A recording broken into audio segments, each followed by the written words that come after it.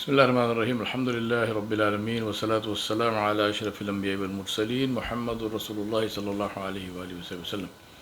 Tasliman kathiran kathira. Amma ba'du. My brothers and sisters, we are on the questions of how to keep a marriage alive and healthy. And so I'm on question number 5, which is the idea of a soul mate just a myth? Or is it simple communication between people? I want to say to you that separate these romantic notions from actual reality. Soulmate, marriages are made in heaven, and so on and so forth is romance, right? It's good for people to write poetry about. Marriages are not made in heaven. Marriages are made and unmade on this earth. There's no such thing as a soulmate. You have a partner with whom you are living in matrimony as people who are married to each other. This is the reality. In actual fact, your soul is different and his or her soul is different. So I can say that if you want to use the term soulmate, then think about this and say that soulmates are made, not born. And they are made over time. It takes time, sometimes a very long time. Then you see them sitting together and smiling at things that only they understand, or looks that have meaning only for each other, or speaking in a language that only the other one understands, phrases that they use only for each other and which may even be gibberish to others but which touch their hearts. This is the stage when every time you look at her and she looks at you, you fall in love all over again. 30 years into your marriage, 40 years into your marriage. And laughing. Laughing is very important. Laughing together at the same things. Showing each other things so as to add to the joy of sharing. One thing which completely destroys this, which is the total opposite of this, is the desire to change the other person. I've said this before and I'm going to say it a million times, because this is the single most efficient destroyer of a marriage. The desire to change somebody, to fit this mental model that you have created for yourself. Now remember, there is no such thing as the perfect spouse. Nobody, including Rasulullah sallallahu alaihi wasallam. Because we know, and there is Quran on this, we know that Rasulullah sallallahu alaihi wasallam's spouses, his wives, had issues with him which resulted in him, it got so serious that he actually separated himself from them. Now one of them was Sayyidah Hafsa radiallahu anha, the daughter of Umar ibn al-Khattab radiallahu anhu. So when he got news of this, that Rasulullah sallallahu alaihi wasallam has separated himself from his wives, and Nabi sallallahu alaihi wasallam confined himself to a sort of patio kind of room in his house, and Sayyidina Bilal bin Rabah radiallahu anhu was there, guarded the door. So when Umar ibn al-Khattab radiallahu anhu got this news, he came running and he wanted to see Rasulullah sallallahu alaihi wasallam. So Sayyidina Bilal stopped him. He said, no, he is not seeing anybody. Sayyidina Umar radiallahu anhu pleaded his case and he said, please go and recommend me and so on, and I really want to see him. Then Rasulullah sallallahu alaihi wasallam permitted, and Umar ibn al-Khattab radiallahu anhu came in. And the first thing he asked him was, Ya Rasulullah sallallahu alaihi wasallam, he said, may my mother and father be sacrificed on you. Have you divorced your wives? So he wanted to know what's the status of my daughter now. Is she still married to him or not? Or has he given them talaq, or what has he done? Rasulullah sallallahu alaihi wasallam said, no, I have not divorced them. So Sayyidina Umar radiallahu anhu breathed a sigh of relief. Then, alhamdulillah, at least the marriage is safe. And that is when Allah subhanahu wa ta'ala revealed the ayat of Surah Al-Ahzab, where Allah subhanahu wa ta'ala said very clearly, and He said, Ya Nisa al-Nabi, the women of the Nabi, and there is a whole series of ayat which have come, all of which are addressed to the wives of Rasulullah sallallahu, our mothers, the Azwajatul Mutahharat, the Ummahatul Mu'mineen, and where Allah subhanahu wa ta'ala said to them, He said to the wives of Rasulullah that if you do not want to be married to my Nabi, if you don't like him as your husband, then I will tell him, I will order him to let you go in a beautiful way, Hajran Jamila. And that is when the wives, including, for example, say the Aisha Siddiqa radiallahu anha, Rasulullah sallallahu alaihi wasallam told her clearly. He said, go to your father and mother, ask them, and if you want me to divorce you, I will divorce you. Right? If you don't want to be married to me, I will not force you to remain married to me. And you can go and check and ask the advice of your parents. And that is when all the wives of Rasulullah, they said to him, Ya Rasulullah, we do not want to be divorced. We want you, we want to be your wives, and we want to be in this marriage with you. Now the reason why I mentioned all of this to you is that here we have a case where it is our belief, and this is the truth, that there is no one better than Rasulullah sallallahu alaihi wasallam. Neither as a human being, nor as a husband, nor as a father, nor as a, in any of his relationships. We have the ahadith of Rasulullah where he commanded the Sahaba, he said, be good to your wives, I am the best to my wives. Right? He's not boasting, he's not simply making some claim. This was actually the fact. The reason I told you all this story is because no matter how good you think you are, and I'm giving you one example, which is the example of the husband with respect to the wife, but the same thing applies both ways. No matter how good you think you are, believe me, you are not perfect. Allah did not create the perfect spouse in this world. Your perfect spouse is waiting for you in Jannah, inshallah. So focus on getting there. If we get Jannah, then inshallah Allah subhanahu wa ta'ala will give us the perfect spouse. And in case you are wondering about the hoods and so on, I'm talking about your own spouse. In Jannah will be still your spouse because you are married to her and she is a believing woman. You are married to him, he is a believing man. Allah will keep them together and Allah will remove all the negativity from them. So they will be the same person, but they will be somebody who is very beautiful in every single way. Right? So don't listen to this and say, well, what's the point of dying? I'm still going to get the same wife or the same husband. No, you will get the same, but they will not be the same in the same way. But that is there. Here, that's a package deal. You got a package deal. You got something which has some positivity in it and some positives in it, and it also has some negatives in it. Now remember, ask yourself and remind yourself that you married that person because you were focused on the positives. Those positives are still there. They haven't gone anywhere. Except that this is the tragedy of human relations, that over time we tend to focus more on the negative things than on the positive things. It's like having a little particle in your eye. Your entire attention is on the particle. You don't see the beautiful scenery, you don't see the beautiful faces, you don't see whatever is coming in front of your eyes because you are focused on this particle. But if you really think about that, well, this was just one little speck of dust. But that's what happens. So in a marriage, when two people are living together day in, day out in the same house, they're sharing space, they're sharing food, they're sharing everything, there will be resentment, there will be irritation, there will be things you don't like. The big great secret, don't tell anybody, is to forgive.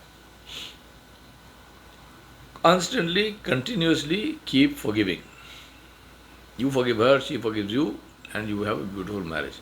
Remember, no matter who you look at, and say, oh, you know what, so-and-so got such a beautiful marriage. Alhamdulillah, Allah subhanahu wa ta'ala gave me many people in my lives who, when I think about them, I can see what beautiful marriages they have. But let's not fool ourselves. It doesn't mean that those two were absolutely perfect and never did anything wrong, no, never irritated each other. No. It's just that they decided to still be good to each other despite the irritation. Right? Despite the irritation. So, never try to change your spouse and never hunt for perfection because it does not exist. Changing, the big problem with changing. Now you might say, well, you know what, this is a tendency in him that he should change. You know, people don't resist change. They resist being changed by you. People don't resist change. Whether it's in organizations, whether it's in marriages. I mean, I run change management workshops. Right? I teach accelerated change, how to bring about change quickly. And I can tell you, it is eminently doable. But we have to understand this fact. People don't resist change. They resist being changed by you. If you want somebody to change, show them what's in it for them. WIIFM. What is in it for me? Why must I change? When a person sees that, when they see what is in it for them, then they will change on their own. They don't need you. So stop trying to change people. Learn to accept. And to accept, look at the goodness in them, which is why you married them in the first place. And anything which is bad in them, or you think it is bad, forgive it. And stop hunting for perfection. It does not exist. Simply not there. Right? Question number 6. What kind of initiatives and actions dictate a happy marriage? So, back to basics. Truth. There's no happy marriage with lies. Caring. There is no happy marriage with lack of caring. Mutual respect. There is no happy marriage unless you respect each other. These three things. Truth, mutual caring, and mutual respect. Every action or initiative must pass this test. Are you being truthful? Are you being truthful? Is her need coming before your own? Is his need coming before your own? And are you showing the respect that you feel? Now, with the respect, this is the thing, that you may feel respect, but the other person doesn't see that. The same thing with thankfulness, right? You may be thankful, but you never express it. You never say it. You never allow the other person to see it, and you expect them to know. As I've said many times before, doesn't Allah know? Then why does Allah say, La in shakartum la azidannakum? Because being thankful is about you, it's not about them. It's not whether the other person knows or doesn't know. It's a question of, do you say it? Do you take the trouble to speak what is in your heart? And that is very, very important. Are you showing the respect you feel? I remember very, very clearly my grandmother used to serve my grandfather his meals. Every meal. She would put on his plate, she would refill it, she would offer him the choicest pieces of meat, she would watch to see what he needed and give it to him before he asked for it. Right? She would eat every meal with him, without exception, in a house that was a mansion with many servants. It's not because they didn't have servants, it's not because, no servant was ever allowed to give my grandfather anything directly. They brought the tray to my grandmother and she served him. Yeah? And all this she did with such a look of love and devotion on her face that I can see this clearly in my mind even today, 50 years later. And more than 30 years since both of them died. She died first and he died within 6 months. He just died. That is how much they loved each other. Why did she do it? Because she liked to do it. It is that simple. And don't fool yourself. Don't think that she was doing it because she was being forced and so on and so forth. No, she was not being forced. She did it because she loved it. She did it because this was her way of showing her love for him. And he reciprocated that to the fullest extent. He never did anything without asking her for advice. He never went anywhere without her. He wore what she gave him. She had complete control of his money. He never touched it. He never asked her for any account with a level of trust which is seldom seen today. Even though it was his money, so to speak, he was earning, she was not earning anything. He never looked at her except with love. He never raised his voice to her. She was his whole life in every sense of the word. In Tamil, the word for wife is samsaram, means the world. So in Tamil you say, unga samsaram eppadi irukudhu? How is your world? And by that is meant, how is your wife?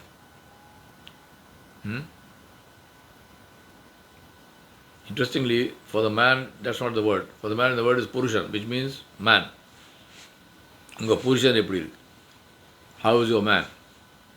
But for the man, unga samsaram eppadi irukku? How is your world?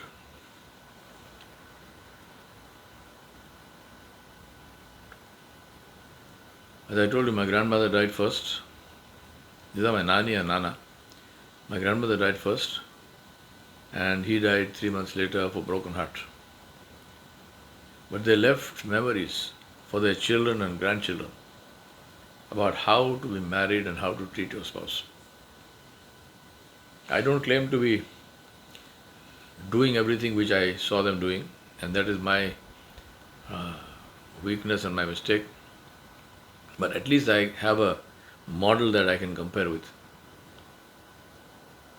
Many of the things that I learnt from my grandparents, and remember, all of this stuff was taught without one word being spoken.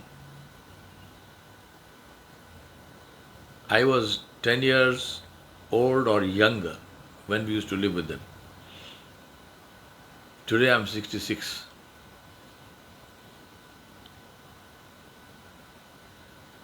So this is 55 years ago.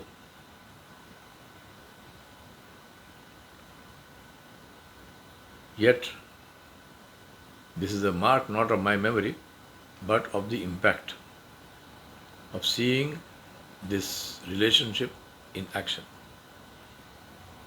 Now, next question was, how much involvement should parents and in-laws have in a marriage?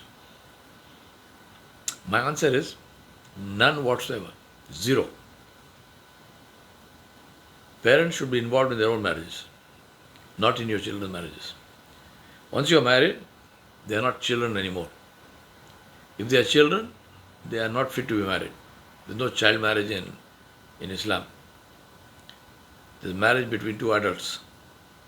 So if they are adults, decide when you are getting them married, are they adults or not? If they are not adults, if they are little children, keep them by your side. But if you think they are adults and you get them married, then leave them alone. Let them work out their problems and tell them very openly and clearly, both parents. Don't come to us with your problems. If you have problems, work them out because you are adults. That's why you got married. The problem with many parents, and in this case, mothers, especially in our society, in Indian society, South Asian society, fathers also get involved, but in my experience, it is the mothers who get involved much faster and much more frequently. The interesting thing is that they are very anxious for the children to get married, right? So they spend a lot of time bride hunting or groom hunting, and then as soon as the children are married, the parents start feeling insignificant and become competitors with their own daughters-in-law. And I said this is mothers, because in our South Asian culture, the son-in-law never has a problem. It's only the daughters-in-law. So now you as a woman, you went and you selected and you found this girl who you liked and so on and so forth, and you got your son to marry this girl. And as soon as she is married, now she is your competitor, and you start abusing her, and you start trying to sabotage her relationship with her son, and you start victimizing her, and so on and so forth. What sense does it make? Right? Just remember that if you become your daughter-in-law's competitor, you lose if you lose, and you lose if you win. Both ways you lose. So get out of the way. Leave them alone. Right? If you are her competitor, you lose. But if you win, what happens? You've destroyed their marriage. Is that a win? Please, stay out of it. Maintain your dignity. You are the mother, you are her mother-in-law, you are the mother. Maintain your dignity. You're not in competition with your daughter-in-law. Leave them alone. Visit them for 2 days, every 6 months. Every year is even better. Right? Don't talk for more than 5 minutes on the phone. Don't chat on Skype or Yahoo or whatever else. Don't ask personal questions. And above all, never ask, are you happy? I have never seen a marriage survive the attention of the parents and parents-in-law. Never. It's a death sentence. When parents and parents-in-law get involved in the marriage of their children, that is a death sentence for the marriage. No marriage can survive that. At the same time, I would advise young couples also to take steps to kindly discourage this involvement if you see it. If you are old enough to get married, you are old enough to solve your own problems. If you are running to your parents with your problems, then put on your diapers. You're not ready for marriage. So if your mom calls and asks you, so what did he say when you told him such and such? Tell your mom, sorry, I won't tell you what he told me. Smile and say it, but say it clearly. Spend time with your spouse. I'm not asking you to neglect your mother or father, but remember that your spouse has first call once you get married. The key is to realize that these are independent relationships and they need to be managed. The relationship with your parents and the relationship with your spouse. The same is true of children when they come along. I've seen spouses becoming strangers to each other because the children take up the time and energy of both to such an extent. Maturity is to be able to manage these multiple relationships in the marriage. Right? Be very, very clear in your mind. Do not run to your parents for advice. Don't tell them all the intimate details of what is happening in your marriage. My husband said this, my wife said this, and this is how I replied, and so on and so on. No. As I told you, make up your mind. If you are not old enough to get married, don't get married. I remember very distinctly a very, very interesting thing that happened. We were having lunch with a friend of mine whose daughter had recently got married. It so happened it was just a couple of weeks before that. And the men and the women were sitting on two separate tables. Because there were a number of us, so the women all sat on one table and the men sat on another table. This girl who got married recently was visiting her parents at the time. And my wife overheard this conversation and she later on told me. She said that this girl started to tell her mother about her husband and his family. She just started. The mother said to her, stop. I'm not interested. Don't tell me. I don't want to know. They are now your family. Their honor is your honor. Respect it. Behave with integrity. If you have any issues, sit with them and resolve them. You're most welcome. This is your house. This is your parents' house. You're most welcome. Please come here. Enjoy yourself. Relax. But we do not want to hear about your marriage and what is happening in your married house. Now the mother was very, very clear. This may sound brutal, but she was absolutely clear. So my wife said that it looked like maybe this girl was having some issues, some problems with her husband. But the mother put such a stop to that, obviously the girl didn't say anything after that. Today, It's more than 10 years since that incident, and that couple remain very happily married and they have 3 children. All because that mother in law, that lady, took the right decision. She said, I'm not interfering in this marriage. You got you married, Alhamdulillah, now you're on your own. So please, I have seen marriages destroyed because of this. Every day, the daughter, the wife has a long conversation, blow by blow account with her mother. And the mother is giving her this advice, do this, do that, this, say that. And then the whole thing is, oh, his mother is coming to stay with us. So this mother-in-law is now treated as a complete, not just as a stranger, but as a illegal immigrant or something. Please understand this. This is not how marriages grow and become beautiful. If you got married, your mother-in-law and father-in-law are your parents. In Islam, they are mahram to you. You are not supposed to even do hijab before your father-in-law, and the mother-in-law is not supposed to do hijab before her son-in-law because they are your parents. They are mahram to you. Treat them like that. Treat them like your parents. Now I'm going to talk to you about joint families and being married and living in joint families. Inshallah, I want to talk to you in detail about that, and I want to do that in the next topic, in the next session, because that will take more time than we have now. But just keep this in mind, that no matter who arranges the marriage, whether that marriage remains good or not doesn't depend on the person who arranged the marriage, it depends on you.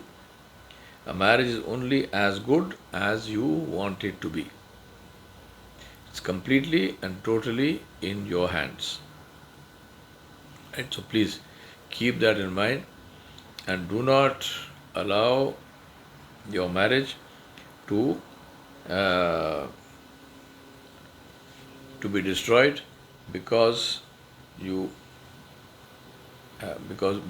don't you don't follow these rules. Focus on the focus on the goodness. Forgive any shortcomings, and behave responsibly, with responsibility, meaning take ownership for what you say and do. We ask Allah subhanahu wa ta'ala to be pleased with you and to make your marriages full of khair and barakah, and we ask Allah subhanahu wa ta'ala never to be displeased with you. We ask Allah subhanahu wa ta'ala to bless you with beautiful children that you can be proud of, and who will be means of sadaqatul jariyah for you, who will be a worthy legacy of you, inshallah. Wa sallallahu ala nabiyil kareem wa ala alihi wa sahbihi ajma'in bi rahmatika ya arhamar rahimin. Wassalamu alaikum wa rahmatullahi wa barakatuh.